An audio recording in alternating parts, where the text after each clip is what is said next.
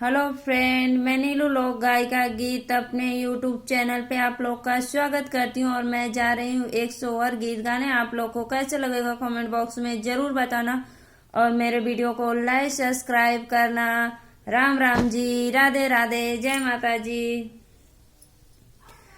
पाने ऐसे पातर तेरिया हो कुसुमा, ऐसा सुंदर हो कुसुमा, ऐसा सुंदर हो मोरे ललना, सूरज जैसे जाना मल हो, रिलवा हो अंगनमा उठे सोहर हो, अंगनमा उठे सोहर हो। पाने ऐसे पातर तेरिया हो कुसुमा, ऐसा सुंदर हो कुसुमा, ऐसा सुंदर हो मोरे ललना, सूरज जैसे बाट हो, रिलवा हो अंगनमा उठे सोहर हो, अंगनमा उठे सोहर हो। मचिया ही बाई ठेनी सासु हो तबाहू से पूछे लगे बहू से, या रज करे हो मोरी बाहू, कवन कमाना तपा कैलू हो, हरिलवा बड़ा सुंदर हो, अंगनमा उठे सोहर हो, अंगनमा उठे सोहर हो मोरी बाहू, कमन कमन तपा कैलू हो, हरिलवा बड़ा सुंदर हो, अंगनमा उठे सोहर हो।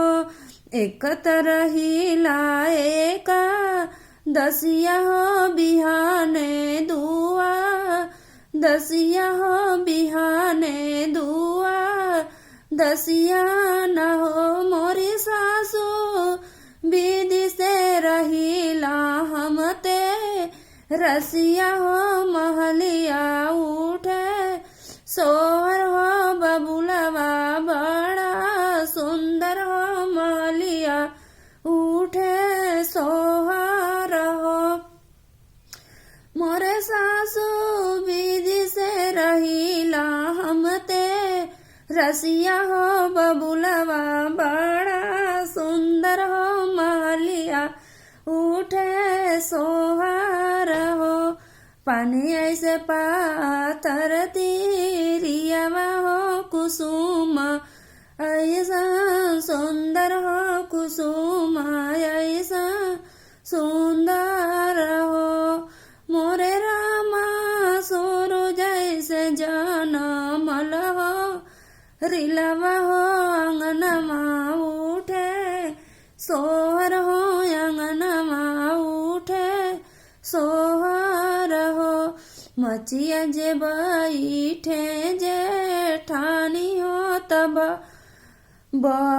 छोटी से अरज करे मोरी छोटी, कवन कवन फल खैलू हो, अंगनमा उठे सोहर हो, अंगनमा उठे सोहर हो।